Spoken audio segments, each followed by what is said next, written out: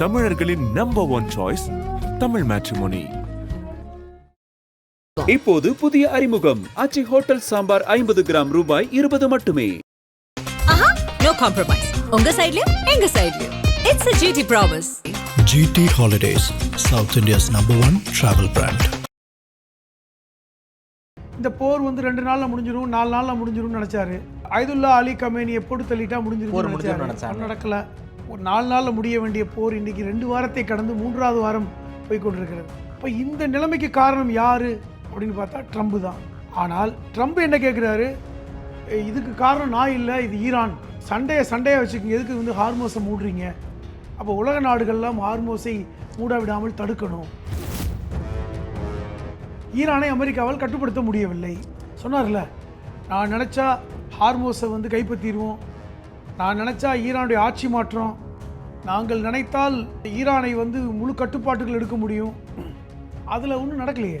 நீங்கள் வந்து அவருடைய உச்சபட்ச தலைவரை கொன்றதை தவிர வேறு எதுவும் செய்யலை. அல்மஜீத் அல் ஹக்கீம் சொன்ன ஸ்டேட்மெண்ட் முக்கியமானது. அவர் வார்த்தையில் சொல்லணும்னா, நாங்கள் இந்திய மக்களை நேசிக்கிறோம், அதே போன்று எங்களுக்கு ஆதரவாக போராட்டங்களையும் அங்கு நடத்தி இருக்கிறார்கள் இந்தியா முழுவதும். எல்பிஜி கேஸ்னால அடித்தட்ட மக்கள் பாதிக்கப்பட்டிருக்க கூடாது, அதனால நாங்கள் அந்த கப்பல்களை தடுக்க மாட்டோம், அனுமதிக்கிறோம் அப்படிங்கிற முடிவை இன்னைக்கு கொள்கை ரீதியாக எடுத்திருக்கோம்னு சொல்லி சொல்றாரு. ஹார்மோஸ் என்பது முழுக்க ஈரானுடைய கட்டுப்பாட்டில் இருக்கின்ற ஒரு பகுதி. ஹார்மோஸை வழியாக கப்பல்கள் செல்வது தடைப்பட்டு நிற்கிறது. அமெரிக்கா கப்பல்களுக்கு சிக்கல். அவர்கள் வெனிசுவேலாவிலிருந்து வாங்குற இந்த விஷயம் நடக்கலைன்னா அங்கே வந்து இன்றைக்கி ப்ரொடக்ஷன் வந்து இன்னும் ஆரம்பிக்கப்படலை. அதனால் எப்படி இருந்தாலும் இங்கே வாங்கணும். சவுதி அரேபியாவிலிருந்தும் கத்தாரிலிருந்தும் ஈராக்கிலிருந்தும் எடுக்கப்படுகின்ற எண்ணெய் ஹார்மோஸ் வழியாக தான் வரணும். அப்போ அதனால் என்ன பண்ணுறாங்கன்னா, ஐரோப்பிய யூனியனை துணைக்கு கூப்பிடுறாரு. அவர்கள் என்ன கேட்குறாங்கன்னா, சண்டை போடும்போது எங்கள்கிட்ட கேட்டால் சண்டை போடுங்க, நீங்கள் ஆரம்பித்தது இஸ்ரேலுக்காக. ஆனால் இஸ்ரேல் பாருங்கள், இஸ்ரேல் அந்த வேலையை விட்டேன். இஸ்ரேல் இப்போ ஈரான் அடிக்கிறது குறைஞ்சிருச்சு. அரபு நாடுகள் இருக்கக்கூடிய அமெரிக்க நிறுவனங்களை குறி வச்சு தாக்குனாங்கன்னா கிட்டத்தட்ட அரபு நாடுகள் காலி. எந்த எக்ஸ்ட்ரீமுக்கு ட்ரம்ப் போவாராங்கிற கேள்வி இருக்குல்ல. இல்லை, இந்த கார்கைலன்ங்கிறது நம்ம ஊர் கச்சத்தீவு மாதிரி. ஆமா, சின்ன தீவு. ஆனால் இந்த கார்கைலண்டுக்கு இன்னொரு பேர் வந்து ஃபோர்பிடன் ஐலண்ட்ஸ். ஈரானுடைய அத்தனை நேச்சுரல் ஆயில் ரிஃபைனரி சிஸ்டமும் அங்கதான் இருக்கு, ஸ்டோரேஜும் அங்க இருக்கு. ஒரு உயிர் நாடி, ஈரானுடைய உயிர் நாடி. கிட்டத்தட்ட 95 கோடி பேரல் எண்ணெய் ஸ்டோரேஜ்ல இருக்கு. நாங்க தான் ஈரான் ராணுவத்தை மொத்தமா அழிச்சிட்டோம்னு ட்ரம்ப் சொல்றாரு. சரி, நீங்க சொல்றீங்கல்ல ஈரான் ராணுவத்தை மொத்தமா அழிச்சிட்டீங்க. அப்போ இந்த KC-135ங்கிறது அமெரிக்காவுடைய முக்கியமான இது. அது வந்து ஒரு 2-3 நாளைக்கு முன்னாடி சேதமாகி 6 அமெரிக்கர்கள் கொல்லப்பட்டது நம்மளும் பேசணும். அதுக்கு அமெரிக்கா என்ன சொன்னாங்க, அது விபத்துனால 6 பேர் கொல்லப்பட்டாங்க, அது உரசிருச்சு. ஆனால் ஒன்றும் இல்லை, 6 KC-135 டேமேஜ் ஆகிருக்கு, ஈரான் அடிச்சிருக்காங்க. அப்போ அவங்கள்ட்ட வந்து அதை தாக்குறதுக்கான வலிமை இருக்கா இல்லையா? அமெரிக்கா தேவையில்லாமல் சிக்கியிருக்காங்க. ஆதனையர்களுக்கு அன்பு வணக்கம். இன்று நம்மோடு எழுத்தாளர் திருமிகு புதுமடம் ஹலீம் அவர் இருந்துள்ளார். வணக்கம் ஹலீம் சார். வணக்கம். தொடர்ச்சியாக ஈரான் அமெரிக்கா இந்த போர் அப்டேட்ஸை பற்றி நாம் வந்து பேசிக்கிட்டு இருக்கோம். அமெரிக்கா ரொம்ப வீக்கான நிலைமையில் இருக்காங்க போல இருக்கே. குறிப்பாக நாங்கள் தான் உலகத்தின் வல்லரசு, நாங்கள் நினச்சா உலகத்தில் என்ன வேணுமானாலும் ஒரு மாற்றத்தை செய்துவிட முடியும்னு சொல்கிற அமெரிக்கா ஹார்மோஸை பாதுகாப்பதற்கு சைனா, ஜப்பான், பிரான்ஸ் போன்ற நாடுகள் போர் கப்பல்களை அனுப்பணும், அமெரிக்க கடற்படைக்கு துணையாக நீங்கள் வந்து அனுப்பணும் அப்படிங்கிற வந்து ஒரு கோரிக்கையை உலக நாடுகள் மத்தியில் வச்சுருக்காரு. ட்ரம்பினுடைய இந்த கோரிக்கையை உலக நாடுகள் முழுமுற்றாக நிராகரித்து விட்டன. எந்த ஒரு போர்க்கப்பலையும் எந்த நாடுமே அனுப்பலை. நாங்கள் தான் உலகத்தின் மிகப்பெரிய நம்பர் 1 இராணுவம், எங்ககிட்ட தான் ஒரு அதிநவீன கடற்படையெல்லாம் இருக்குன்னு சொல்கிற அமெரிக்காவால் ஏன் வந்து ஹார்மோஸை பாதுகாக்க முடியல? எந்த காரணம்? அந்தளவுக்கு பிரச்சனைக்குரிய நிலைமையாக மாறிக்கிட்டு இருக்கா? அது நம்மளே வந்து பல்வேறு தடவை இதே அரங்கத்தில் பேசியிருக்கோம். ஈரான் விஷயத்தில் அமெரிக்கா தவறு பண்ணுது, அது ஒரு புதைகுழி, அது அந்த போரில் ஈடுபட்டால் கிட்டத்தட்ட அமெரிக்கா வந்து சிக்கலை சந்திக்கும் அப்படிலாம் பேசியிருக்கோம். ஓகே, இப்போ ஜனாதிபதி தேர்தலில் கமலா ஹாரிஸோட போட்டிக்கிட்டார்ல ட்ரம்ப். ஆமாம், கமலா ஹாரிஸ் கொடுத்த ஸ்டேட்மெண்ட்டை திருப்பி நான் ஞாபகப்படுத்த விரும்புகிறேன். நான் இங்கே ஏற்கனவே நான் சொல்லியிருக்கேன். கமலா ஹாரிஸிடம் பத்திரிகையாளர் கேள்வி கேட்டாங்க, ஒருவேளை ட்ரம்ப் அவர்கள் வெற்றி பெற்று விட்டால் நீங்கள் என்ன சொல்வீர்கள், ஜனாதிபதி ட்ரம்புக்கு என்ன சொல்வீங்கன்னு கேட்குறாங்க. யார்கிட்ட கேட்குறாங்க? கமலா ஹாரிஸ் கிட்ட. கமலா ஹாரிஸ் கொடுத்த பதில் என்ன தெரியுமா?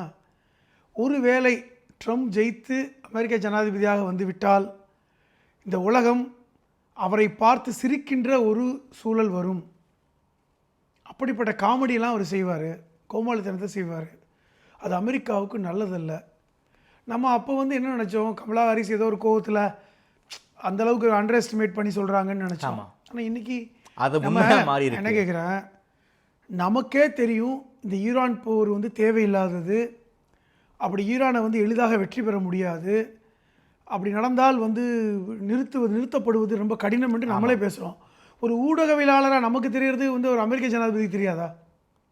தெரியும். அப்போ வந்து இந்த போர் வந்து 2 நாளில் முடிஞ்சிடும், 4 நாளில் முடிஞ்சிடும்னு நினச்சாரு. அயதுல்லா அலி கமேனியை போட்டு தள்ளிட்டா முடிஞ்சிருச்சு, நடக்கலை.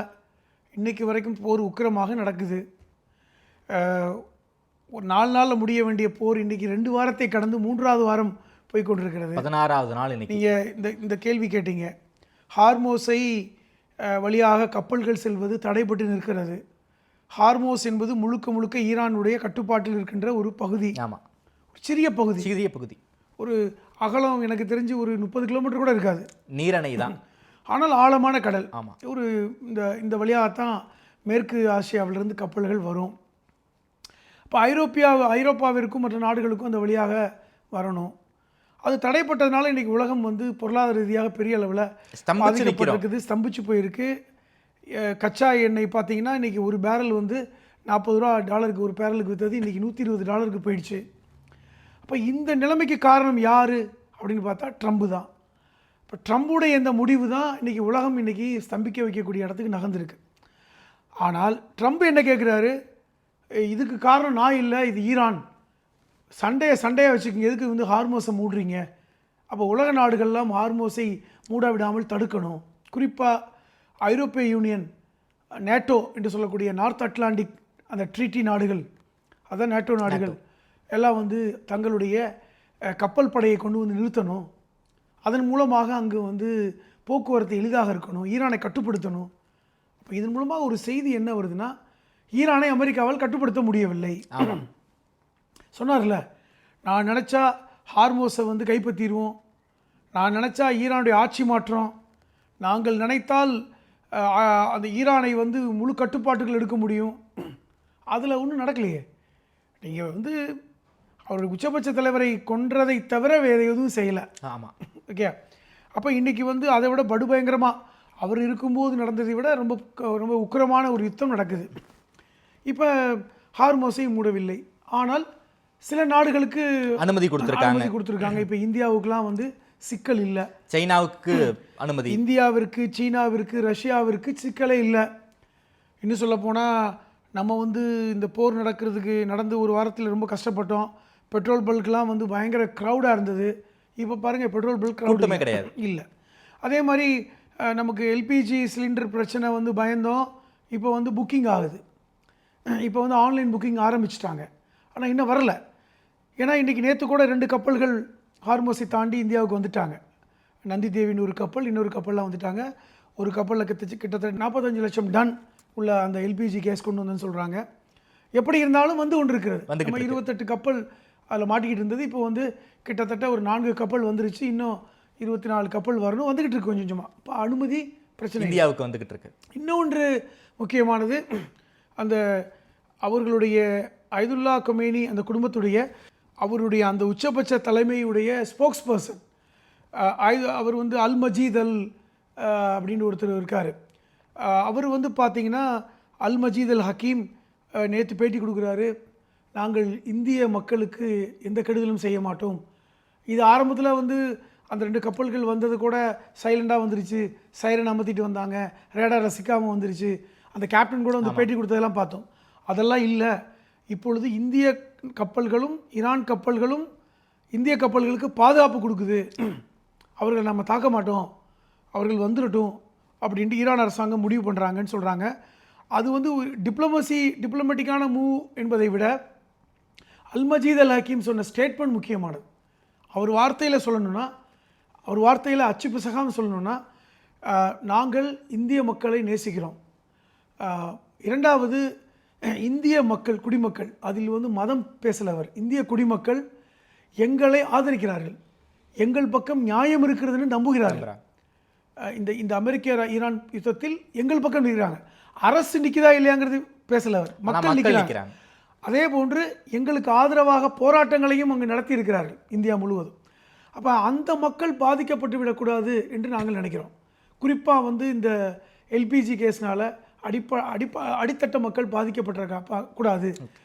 அதனால் நாங்கள் அந்த கப்பல்களை தடுக்க மாட்டோம், அனுமதிக்கிறோம் அப்படிங்கிற முடிவை இன்னைக்கு கொள்கை ரீதியாக எடுத்திருக்கோம்னு சொல்லி சொல்கிறார். இப்போ இது டிப்ளமசியாக யார் வேணாலும் கிளைம் பண்ணிக்கிட்டோம், இது வந்து ஒரு ராஜதந்திரம். ஆனால் அவங்க சொன்ன விஷயம் இந்திய மக்கள் ஓகே அப்படிங்கிறது. அதை நான் டிப்ளமசியை தாண்டி எனக்கு அமெரிக்காவை வச்சு சில பல கேள்விகள் இருக்கு. குறிப்பாக அமெரிக்க கப்பல் வந்து ஹார்மோஸ் பக்கம் போனால் ஈரான் நிச்சயமாக தாக்குவாங்க, நமக்கு ஒரு மிகப்பெரிய சேதாரம் ஏற்படும், அந்த சேதாரத்தை நாம மட்டுமே வாங்கிக்க கூடாது, உலக நாடுகளும் வாங்கிக்கணும் அப்படிங்கிற மைண்ட் செட்டில் தான் வந்து இந்த உலக நாடுகளுடைய போர்க்கப்பலை வந்து ஹார்மோஸ்க்கு கூட்டுவாங்கிறாரா? 2 வழித்தடங்கள் தான் மேக்சிமம் வந்து அந்த கப்பல்கள் போகுது. ஒன்று ஹார்மோஸ் வழியாக இங்கே வெஸ்ட் ஏஷியாவிலேருந்து போகுது. அப்புறம் ரஷ்யா போன்ற நாடுகளிலிருந்து அந்த எகிப்துடைய செங்கடல் வழியாக சூயஸ் கால்வாய் வழியாக போகுது. 2 வழித்தடங்கள். இப்போ நம்ம இந்த ஹார்மோஸ் வந்து முழுக்க 3 நாடுகளை சுற்றி இருக்கின்ற ஒரு பகுதி. இந்த பக்கம் ஒமான், இந்த பக்கம் யுனைடெட் அரப் எமிரேட்ஸ்னு சொல்லக்கூடிய அமீரகம், அந்த பக்கம் முழுக்க ஈரான். இந்த 3 நாடுகள் இருந்தாலும் முழு கட்டுப்பாடு யார்கிட்ட இருக்குன்னா ஈரான் கிட்ட தான் இருக்கு. இந்த பக்கம் நீங்கள் சொல்கிற சூயஸ் கால்வாய் எகிப்தோட கண்ட்ரோல் இருந்தாலும் இஸ்ரேலுடைய அந்த இதுவும் இருக்குது. முழுக்க கட்டுப்பாடுனால் எகிப்தோட கட்டுப்பாடு இருக்கிறது. ஏற்கனவே ஒப்பந்தங்கள் அதனால தான் போடப்பட்ட 93 எகிப்துடைய ஜனாதிபதி நாசருக்கும் இஸ்ரேலுக்கும் நடந்த ஒப்பந்தத்துக்கு அப்புறம் முழு கட்டுப்பாடு சூயஸ் கால்வாய் எகிப்துட்டு தான் இருக்குது. அது வழியாகவும் வருது. அப்போ இன்றைக்கி ரஷ்யாவிடமிருந்து நம்ம வாங்குகின்ற பொருட்கள் சூயஸ் கால்வாய் வழியாக கொண்டு வந்துடுறோம் அப்படின்னு சொல்கிறாங்க. அதனால தான் அமெரிக்கா என்ன சொல்கிறாங்கன்னா, நீங்கள் ரஷ்யாவிடருந்து எல்லோரும் வாங்குங்க, ஏன்னா பிரச்சனை இல்லை. இப்போ வந்து ரஷ்யாவிடம் வந்து யார் வாங்கக்கூடாதுன்னு சொன்னாங்களோ அவர்களே இன்றைக்கி ரஷ்யாவிடமிருந்து வாங்குங்க அப்படின்னு சொல்லும் அளவுக்கு இன்றைக்கி போயிடுச்சு. அப்போ வந்து அது ஒரு பக்கம். ஆனால் நாம் பெரும்பாலான ஆயில்கள் பார்த்திங்கன்னா 50 விழுக்காடு கிட்டத்தட்ட இந்த இது ஹார்மோஸ் வழியாக தான் வாங்குகிறோம்.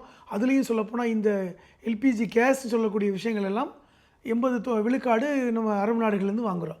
இப்போ இன்றைக்கி நம்ம அதை டேக் டைவர்ஷன் மாதிரி ரஷ்யாவிடம் இருந்தும் மற்ற நாடுகள்லேருந்து கொஞ்சம் மாற்றிக்கிட்டு இருக்கோம். அமெரிக்காவோட சில ஒப்பந்தங்கள் இப்போ போட்டு அங்கேயும் வாங்குகிறோம். ஆனால் நமக்கு அதை ஃபுல்ஃபில் ஆகணும்னா முழுக்க வெஸ்ட் ஏஷியாவிலேருந்து வந்தால் தான் நமக்கு வந்து முழுமையாகும். இப்போ சூயஸ் கால்வாயிலேருந்து வர்ற விஷயங்கள் ஒரு பக்கம் நமக்கு பிரச்சனை இல்லை. அங்கே வந்து செங்கடலில் வந்து ஹவுதிகள் படைகள் இருந்தால் கூட அவர்களும் இந்திய கப்பல்களை பெரிய அளவில் தாக்குதல் இல்லை. ஏன்னால் ஈரானுடைய உத்தரவை தான் அவங்க வந்து இது பண்ணுறாங்க. ஆனால் நீங்கள் கேட்டீங்க அமெரிக்க கப்பல்களுக்கு சிக்கலா? அமெரிக்க கப்பல்களுக்கு சிக்கல். அவர்கள் வெனிசுவேலாவிலேருந்து வாங்குகிற விஷயம் நடக்கலைன்னா அங்கே வந்து இன்றைக்கி ப்ரொடக்ஷன் வந்து இன்னும் ஆரம்பிக்கப்படலை. அதனால் அப்போ எப்படி இருந்தாலும் இங்கே வாங்கணும். அவர்கள் அதிகமாக சவுதி அரேபியாவிலிருந்தும் கத்தாரிலிருந்தும் வாங்குகிறாங்க. சவுதி அரேபியாவிலிருந்தும் கத்தாரிலிருந்தும் ஈராக்கிலிருந்தும் எடுக்கப்படுகின்ற எண்ணெய் ஹார்மோஸ் வழியாக தான் வரணும். செங்கடலை சுற்றி வந்தால் ரொம்ப காஸ்ட் ஆகும். அது ஒன்று. இப்போ அவர்களுக்கு சிக்கல், அமெரிக்காவுக்கு சிக்கல். அப்போ அதனால் என்ன பண்ணுறாங்கன்னா ஐரோப்பிய யூனியனை துணைக்கு கூப்பிடுறாரு. இந்த மாதிரி நீனு வந்து கப்பலை நிப்பாட்டு, உனக்கு தானே பிரச்சனை. ஏன்னா ஏற்கனவே பிரான்ஸுடைய கப்பல்கள் விட்டுருன்னு சொல்லும்போது ஈரான் வந்து ஏன் எடுத்து பாருங்களேன் அப்படின்னு வந்து ஒரு திருப்பி மிரட்டல் துணையில் சொன்ன விஷயத்தை பார்த்தோம். அப்போ அவர்கள் வந்து இந்தியா மாதிரி அமெரிக்க யூனியனையோ அல்லது ஐரோப்பிய யூனியனையோ அமெரிக்காவையோ அவங்க பார்க்கல. ஆனால் ஐரோப்பிய யூனியன் ஈரானுக்கு எதிரான மனநிலைக்கு போகலை. நல்லா தெரிஞ்சுங்க. இங்கிலாந்து பிரிட்டன் மட்டும்தான் கொஞ்சம் அப்படி இப்படி இருந்தாங்களே ஒழிய ஒட்டுமொத்த ஐரோப்பிய யூனியனும் அவர்கள் அமெரிக்காவுக்கு எதிராக தான் இருக்காங்க. அது ரொம்ப கடுங்கோபத்தை ட்ரம்புக்கு ஏற்படுத்தி இருக்கிறது. அப்போ அதனால் என்ன சொல்கிறாரு, உங்கள் கப்பலும் தான் தடுக்கப்படுது, நீங்கள் வாங்க, எல்லாரும் கப்பலை கொண்டு வருவோம், ஈரான் அடக்குவோம். நான் என்ன கேட்குறேன், அவர்கள் என்ன கேட்குறாங்கன்னா, சண்டை போடும்போது எங்கள்கிட்ட கேட்டால் சண்டை போடுங்க, ஐரோப்பிய யூனியனில் வந்து ஒரு உத்தரவு கேட்டு ஒரு ஒப்பீனியன் கேட்டு ஐரோப்பிய யூனியன் வந்து நாங்கள் சண்டை போட போகிறோம், நாளைக்கு ஏதாவது பிரச்சனைனா வரணும்னு சொல்லி நமக்குள்ள ஒப்பந்தங்களை போட்டால் நீங்கள் சண்டையை ஆரம்பிச்சிங்க. நீங்கள் ஆரம்பித்தது இஸ்ரேலுக்காக. ஆனால் இஸ்ரேல் பாருங்கள், இஸ்ரேல் அந்த வேலையை விட்டேன். இஸ்ரேல் இப்போ ஈரான் அடிக்கிறது குறைஞ்சிருச்சு. நல்லா கவனிச்சு, சரியான வார்த்தை. அவர்கள் லெபனானையே அடிக்கிறாங்க. முக்கியமான எப்பொழுதுமே இஸ்ரேல் வந்து ஒரு நிகழ்வு நடந்தால் அது லாபம் சம்பாதிக்கணும்னு நினைக்கும். ஒரு போர் நடந்தால் அவர்களுக்கு வந்து எல்லைகள் விரிவுபடுத்தப்படணும்னு நினைக்கும். உதாரணமாக 1967 அரபு நாடுகளுக்கும் இஸ்ரேலுக்கும் நடந்த சண்டை, நம்ம அதை பற்றி பேசியிருக்கோம். அதில் வந்து ஈரான் வந்து கலந்துக்கல. சவுதி அரேபியா தலைமையில் நடந்த சண்டை, ஜோர்டான், எகிப்து, சிரியா, எல்லா நாடுகளும் சுற்றி இருக்கின்ற நாடுகள் எல்லாம் இஸ்ரேலோட சண்டை போட்டாங்க. ஈரான் வரல. ஏன்னா ஈரானை வந்து அப்போ அரபு நாடுகள் எதிரியாக தான் பிரித்து வச்சுருந்தாங்க. அப்போ அந்த சண்டையில் அமெரிக்கா வந்தது ஒரு வாரத்தில் முடிஞ்சது போர். ஆனால் அந்த போரில் யாருக்கு லாபம்? போர் நிறுத்தம் நடந்தது, இஸ்ரேலுக்கு லாபம். எப்படி லாபம்? எல்லைகளை விரிவுபடுத்திச்சு. இன்றைக்கி இருக்கின்ற சிரியாவில் இருக்கின்ற அந்த கோலன் பகுதி அந்த போரில் பிடித்து வைக்கப்பட்ட பகுதி தான். பலஸ்தீனில் இருக்கின்ற மேற்கு கரையில் பெரும்பாலான பகுதிகள் அந்த போரில் அப்படிப்பட்ட பிடிக்கப்பட்ட பகுதிகள் தான். இந்த எகிப்தில் சில பகுதிகள், ஜோர்டானில் சில பகுதிகள் அப்படி பிடிக்கப்பட்டது. இப்படித்தான் எல்லையை விரிவுபடுத்தியிருக்காங்க. இன்னைக்கு என்ன நினைக்கிறாங்கன்னா, இன்னைக்கு வந்து ஒரு பெரிய யுத்தம் நடக்குது, ஈரானோட பெரிய சண்டை நடக்குது. இப்போ நமக்கு என்ன லாபம்? நெட் ரிசல்ட் என்ன? எப்படி இருந்தாலும் போர் நிறுத்தம் நடக்கும். நெட் ரிசல்ட் என்னன்னு இஸ்ரேல் பார்த்தால், இப்போ ஈரானோட சண்டை போடுறதை விட லெபனானுடைய ஒரு பகுதியை பிடிப்பது தான் லாபம். இன்றைக்கி பெய்ரூட்டில் அடிக்கிறாங்க. லெபனானுக்கும் இஸ்ரேலுக்கும் பெரிய எல்லை பகுதியெலாம் ஒன்றும் இல்லை, ஒரு ஆறு தான் ஓடிட்டு இருக்கு. நம்ம பேசியிருக்கோம். அந்த பகுதியை தாண்டி இன்றைக்கி தரைமார்க்கமாக போயிட்டாங்க. கிட்டத்தட்ட லெபனானுடைய 10% நிலப்பரப்பை உங்களுக்கு பிடிச்சி வச்சுட்டாங்க. இப்போ இந்த ஆறு, இந்த லிட்டன் ஆறுங்கிறது இஸ்ரேலுக்கும் லெபனானுக்கும் சொந்தமான ஆறு.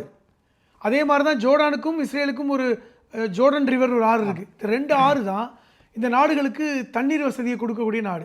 இப்போ இந்த லிட்டன் ஆறை முழுமையாக பிடிச்சிட்டு தெற்கு லெபனானுன்னு ஒரு பகுதியை பிடிச்சி வச்சுக்கிட்டாங்க. போர் நிறுத்தம் ஆகிட்டா கூட இந்த எல்லையை விட்டு வரமாட்டாங்க. அது அப்படி அவங்களுடைய டாக்டிக்ஸ் அதுதான்.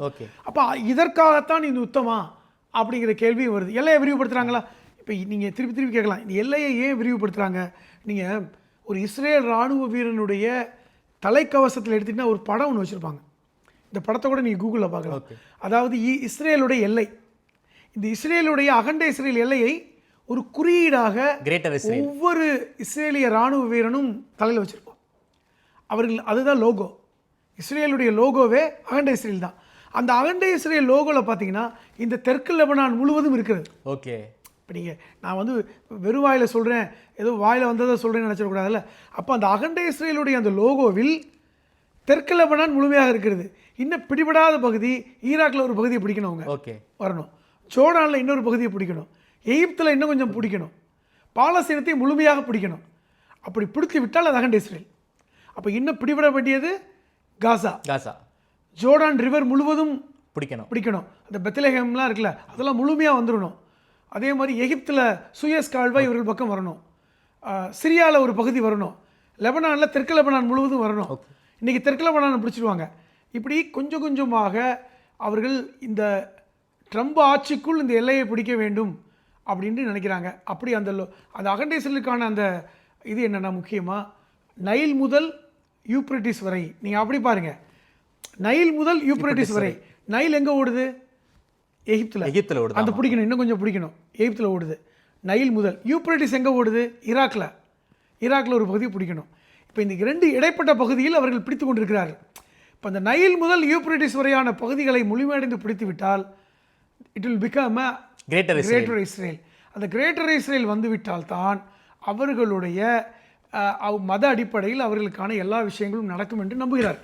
ஏன் இதை நான் சொல்லலை, இப்போ வந்து நெத்தன்யாகு உயிரோடு இருக்காரா இல்லையா அப்படிங்கிற சர்ச்சை ஓடுதுல, அதில் அவர் பேசுகிறார்.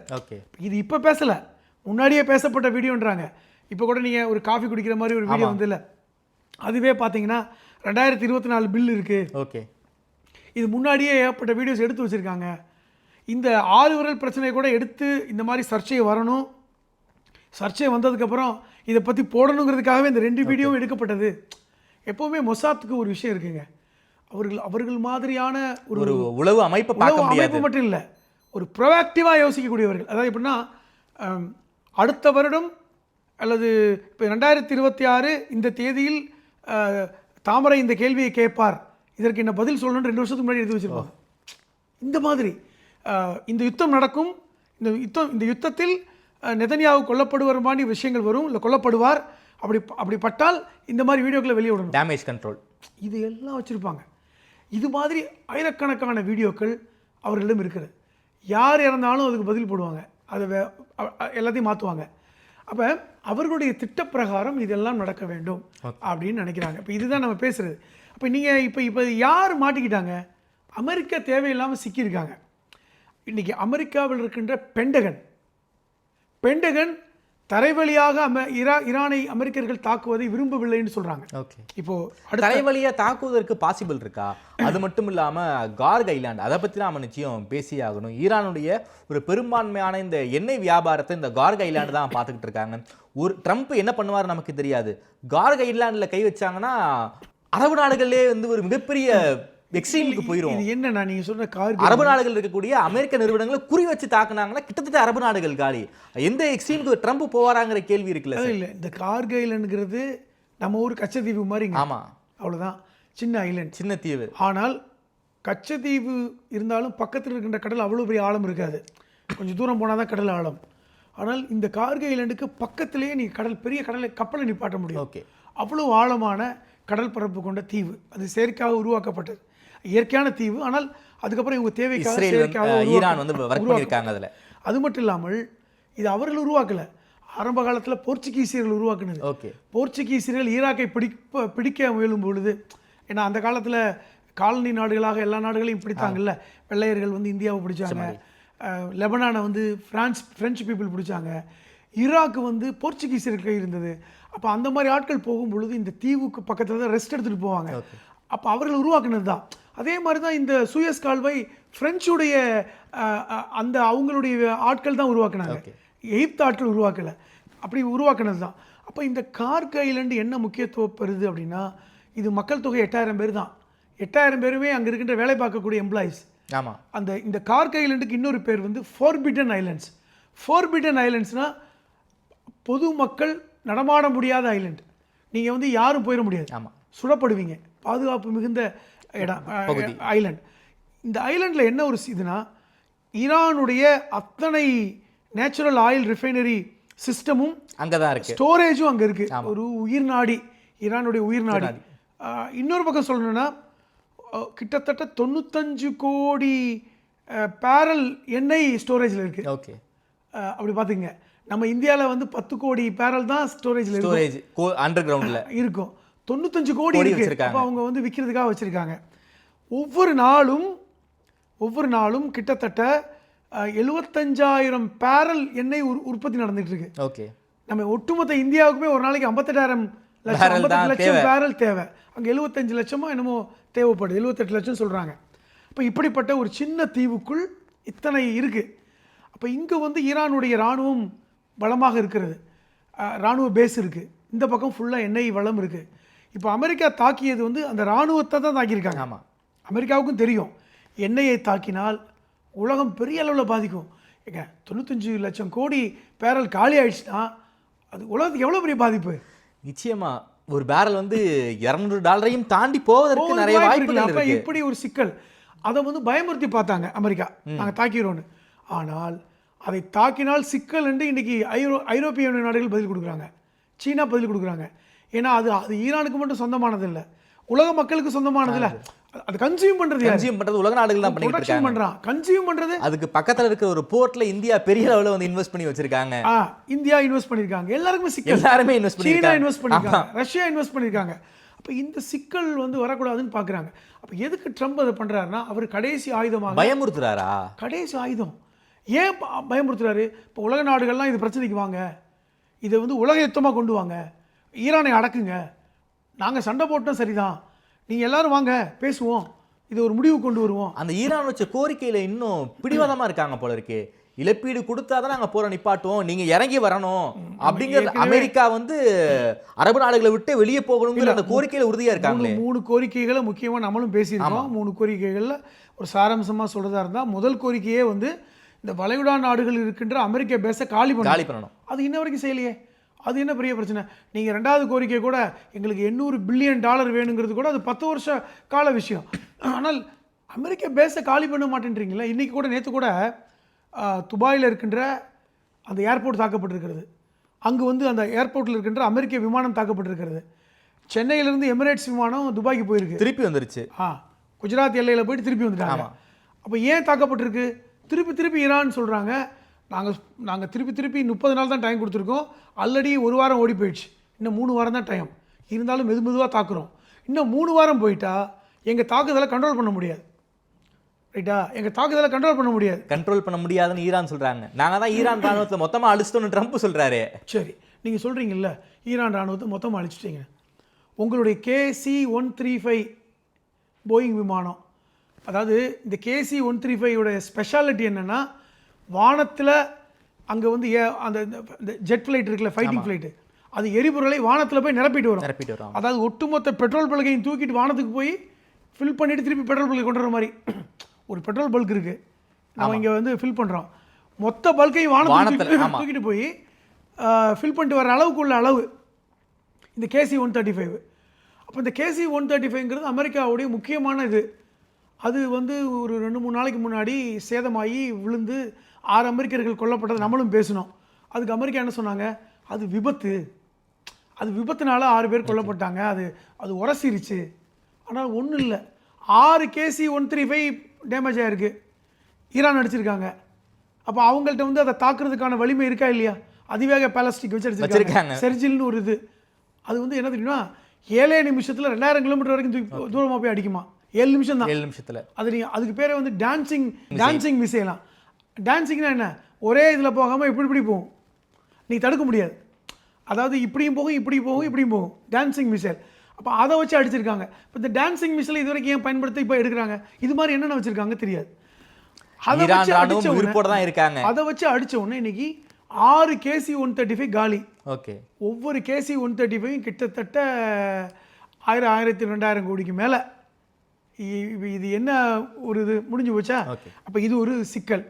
அப்போ இது அப்படிதான் ட்ரம்ப் சொல்றது போய் ஈரான் ராணுவம் வலிமையோடு இருக்காங்க. கேட்குறேன், ஈரான் ராணுவத்தை நீங்கள் முடிச்சிட்டோம், ஈரான் ராணுவம் காலினா எப்படி இது வந்து KC-135 அடிபடிச்சு 6? 1. 2வது, ஈரானுடைய கப்பல்களை முழுமையாக தாக்கிவிட்டோம் என்றால் நீங்கள் போய் அந்த ஹார்மோஸை போய் பிடிச்சிருக்க வேண்டியதானே. அப்போ அதிலிருந்தே அவர் தவறு. ட்ரம்ப் தன்னுடைய ட்வீட் மூலமாகவே பல உண்மைகளை வந்து ஒத்துக்கிட்டு இருக்காரு. இல்லை தான் சொல்கிறேன், ஜம்பமாக பேசுகிறாரு, வெறும் வெற்றி ஜம்பமாக பேசுகிறாரு, அவ்வளோதான், வேற ஒன்றும் அவர் இல்லை. அதுக்கு இப்போ இன்றைக்கி எந்த நாடும் பதில் கொடுக்கல, அசிங்கப்பட்டு நிற்கிறாரு. ஒரு விஷயம், சீனாவோடவாது பேசி இதை சமாதானப்படுத்தலாம்னு நினச்சாரு.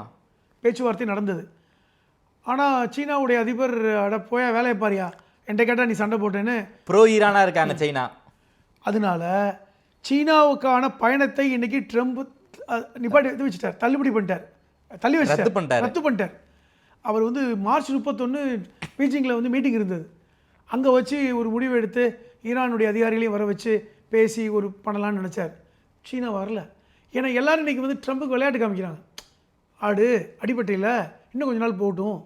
இப்போ பாருங்களேன், ஸோ அமெரிக்காவுடைய வீழ்ச்சி உலக நாடுகள் எதிர்பார்த்து காத்துக்கிட்டு எப்படி பார்க்குறாங்கன்னா, இப்போ ஈரானுமே இதோட சேர்ந்து ஒரு டிப்ளமசி கொண்டு வரதான் பார்க்குறேன். எப்படின்னா, இந்தியா பாதிக்கலை விட்டுட்டாங்க, சீனா ரஷ்யா பாதிக்கலை, ஆமாம் கரெக்டாக, ஈரானுக்கு நேச நாடுகளுக்கெல்லாம் ஸ்லோவாக விட்டுக்கிட்டு இருக்காங்க.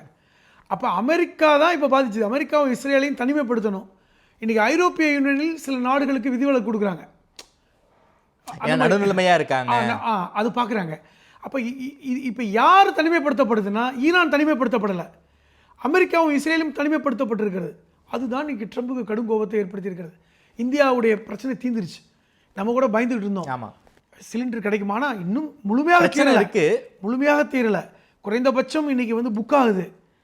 பெட்ரோல் பல்கில் பிரச்சனை தீர்ந்துருச்சு. ஆமாம், அது இன்னும் ஒரு 4-5 நாளாக போச்சுன்னா சிலிண்டர், LPG சிலிண்டர் விஷயங்களும் ஓரளவுக்கு நீங்கிடும். அது என்ன காரணம்னா, ஈரான் இப்படி இந்த மாதிரியான ஒரு டிப்ளமசியை வர்றாங்க. ஓகே, எல்லா நாடு, ஏன்னா உலக நாடுகளை பாதிச்சிக்க வேணாம், இப்போ இந்தியாவை பாதிச்சிக்க வேணாம், ரஷ்யா சீனா மாதிரி துருக்கியை பாதிச்சிக்க வேண்டாம், ஐரோப்பியாவில் இருக்கின்ற சில நாடுகளை பாதிச்சிக்க வேண்டாம், இப்போ ஃப்ரான்ஸை கூட பாதிச்சிக்க வேண்டாம், அவர்களுக்கெல்லாம் விட்டுருவோம். நமக்கு எதிரி யார் இவன் தானே, இஸ்ரேலும் அமெரிக்கா, அவன் நாடை மட்டும் போடுவோம், அவன் கப்பலை மட்டும் தாக்குவோம். ஓகே, இந்த இடத்துக்கு நகர்ந்துருக்காங்க. குறிப்பாக நான் டிப்ளமேட்டிக்காக சில பல கேள்விகள் இருக்குது. இந்தியா வந்து டிப்ளமேட்டிக்காக இந்த ஈரான் விஷயத்தை ஹேண்டில் பண்ணுறதுல கோட்டை விட்டாங்களோங்கிற ஒரு சந்தேகம் எனக்கு இருக்குது. போர் ஆரம்பிப்பதற்கு 1 வாரத்துக்கு முன்னாடி இஸ்ரேல் போயிட்டு இஸ்ரேல் பிரதமரை வந்து பாராட்டி பேசியிருக்காரு. அது மட்டும் இல்லாமல் இந்த உலக யுஎன்ஓவில் வந்து சப்போர்ட் பண்ணி பேசியிருக்காங்க. ஈரானை எதிர்த்து வந்து அந்த மசோதாவுக்கு வந்து ஆதரவு தெரிவிச்சிருக்காங்க. ப்ரோ அமெரிக்கா ஸ்டாண்டை வந்து எடுத்திருக்காங்க. அதையும் மீறி இந்த பிரச்சனையை வந்து சார்ட் அவுட் பண்ணுங்கிற விஷயத்துல வந்து ஈரான் ரொம்ப கவனமா இருக்காங்க. இந்தியாவுக்கு எந்த ஒரு பிரச்சனையும் வரக்கூடாதுன்னு இருக்காங்க. இது நாம எப்படி புரிஞ்சுக்கிறது? குறிப்பாக அந்த போர்க்கப்பலை நாம வந்து கொச்சின்ல பாதுகாத்து வச்சு ஈரானுடைய ராணுவ வீரர்களை நாம வந்து சேஃபா அனுப்பி வச்சதற்கான நன்றிக்கடனா ஈரான் இப்படி பண்றாங்களா? 2 கோணத்தில் இதை பார்க்கணுங்க. ஃபஸ்ட்டு வந்து 2014 வரை நாம் ஈரானோட நட்போடு தான் இருந்தோம். அதுக்கப்புறம் கொஞ்சம் கொஞ்சமாக அமெரிக்காவை சார்ந்து இருந்ததுனால ஈரானை நம்ம பகைச்சிக்கிட்டோம். ஆனால் கடந்த 2 வருடங்களாக நம்ம வந்து பாலஸ்தீன ஆதரவு வாக்களித்தது கூட நம்ம பாலஸ்தீன தனிநாடுக்கு ஆதரவு வச்சோம். அதெல்லாம் கரெக்டாக தான் போயிட்டு இருந்தது. இந்த போருக்கு 2-3 நாளைக்கு முன்னாடி பிரதமர் அங்கு சென்றது என்பது தவறான ஒரு விஷயமா தான் எல்லாரும் பேசுகிறோம். காரணம் இது போயிருக்க வேண்டிய அவசியம் இல்லை. அல்லது வந்து போர் நடக்க போகுதுன்னு தெரியாமல் இருந்ததா அப்படிங்கிறது தான் முக்கியமான இருக்கலாம். அது ஏன் போனார்? அல்லது வந்து ஈரானை வந்து முழுமையாக அழிச்சிருவாங்கன்னு இவர் நம்பினாரா? ட்ரம்ப் சொன்னதை நம்பிட்டாரா? அதான் முக்கியம். ட்ரம்ப் என்ன சொல்லியிருப்பாரு? 2 நாள் தான் டைம், ஈரான் அழிச்சிருவோம், அதுக்கப்புறம் உங்க எல்லாமே கிடைச்சிரும், நீ பயப்பட தேவையில்லை அப்படின்னு சொன்னதை இவர் நம்பிட்டாரா? அப்படிதான் பார்க்க வேண்டியிருக்கிறது. அப்போ அதன் காரணமாக இப்படி நடந்த உடனே அதுக்கப்புறம் முக்கியமானது இந்தியாவில் எல்லையில் வச்சு ஈரானோட போர்க்கப்பல் தாக்கப்பட்டது இன்னொரு பெரிய நமக்கே ஒரு மன உளைச்சல் கொடுத்துச்சு. ஐயோ அப்படின்னு. ஆனால் இந்த இடத்துல ஈரான் நமக்கு வந்து ரொம்ப டிப்ளமேட்டிக்காக நடந்துக்கிட்டாங்க. எப்படின்னா இது இந்தியா மேலே தப்பு இல்லை, இந்தியாவை வந்து இவங்க வந்து சூழ்ச்சியில் சிக்க வச்சுட்டாங்க. அது வந்து ரஷ்யாவோட தான் நெருக்கங்கிறது அவங்களுக்கு தெரியும். ஈரானோடவும் உறவு இருக்குது, ரஷ்யாவோடவும் அக்ரிமெண்ட் இருக்குது. அமெரிக்கா நமக்கு கொடுத்த மாதிரி நெருக்கடி இந்தியாவுக்கும் கொடுத்துட்டாங்க. பட் இந்தியா வந்து அதை கொஞ்சம் சாஃப்டாக ஹேண்டில் பண்ணதுனால உள்ள பிரச்சனை தான். இன்னொன்று, இப்பொழுது ஒரு கப்பலை இந்தியா தான் பாதுகாக்குது அப்படிங்கிறதெல்லாம் அவர்களுக்கு தெரியும். ஸோ அடிப்படையில் இந்திய மக்கள் ஈரானுக்கு எதிரான மனநிலை இல்லாமல் ஆதரவு மனநிலையில் இருக்காங்க. இப்போ இந்திய மக்கள் வந்து அமெரிக்கா பக்கம் இல்லை, நம்ம பக்கம் இருக்காங்க. இந்த தகவல் எல்லாம் அவர்களுக்கு தெரிந்த உடனே தான் எந்த மாதிரி முடிவுக்கு வந்துட்டாங்கன்னா ஒரு ஃப்ளெக்சிபிளான முடிவுக்கு வந்துட்டாங்க. சரி, நடந்த வரைக்கும் சரி, ஆனால் நம்ம வந்து இந்தியாவை பகைச்சிக்க வேண்டாம், இந்தியாவிடமிருந்து உணவுகளை அங்கே தான் தருவிக்கிறோம், இந்தியாவிடமிருந்து நம்ம தான் நெருக்கமாக இருக்கோம், நடந்த வரை ஓகே, இனி வேண்டாம் என்ற இடத்துக்கு நகர்ந்தது நல்ல முடிவு. இது வந்து ஒரு யார் வேணாலும் அதை கிளைம் பண்ணிக்கட்டும், நாங்கள் தான் காரணம் அப்படின்னு கிளைம் பண்ணிக்கட்டும். பட் அல்டிமேட்டாக இந்திய மக்களுக்கு நல்லது. அப்படி தான் நான் பார்க்குறேன். ரொம்ப நன்றி ஹலீம் சார். இப்போ நடந்துக்கிட்டு இந்த போர் சூழலை பற்றி ரொம்ப விரிவாக பேசியிருக்கீங்க. குறிப்பாக டிப்ளமேட்டிக் விஷயத்தையும் தாண்டி ஈரானுடைய அரசு இந்திய மக்கள் மீது ஒரு சாஃப்ட் கார்னரில் இருக்காங்க. அதன் காரணமாக தான் தொடர்ச்சியாக வந்து நமக்கு வந்து இந்த எண்ணெய் கப்பல்களுக்கு எந்த ஒரு பிரச்சனையும் இல்லாமல் வந்துக்கிட்டு இருக்காங்க. குறிப்பாக இந்தியாவும் குறிப்பாக ஈரானுக்கு சப்போர்ட்டிவாக இருக்க வேண்டிய கட்டாயத்தை நோக்கி நாம் தள்ளப்பட்டிருக்கோம் அப்படின்னு பல்வேறு விஷயத்தை பற்றி ரொம்ப விரிவாக பேசியிருக்கீங்க. அமெரிக்காவுக்கு ஒரு மிகப்பெரிய அசிங்கம் உலக நாடுகள் மத்தியில் ஏற்பட்டிருக்கு. ட்ரம்ப் வந்து அசிங்கப்பட்டு நிற்கிறாரு, அமெரிக்காவுக்கு ஒரு மிகப்பெரிய வீழ்ச்சி, இன்னொரு வியட்நாமாக ஈரான் அமெரிக்காவுக்கு மாறிக்கிட்டு இருக்கு அப்படிங்கிற விஷயத்தை பற்றி ரொம்ப விரிவாக பேசியிருக்கீங்க. நேரம் கொடுத்து பேசி நன்றிகள்.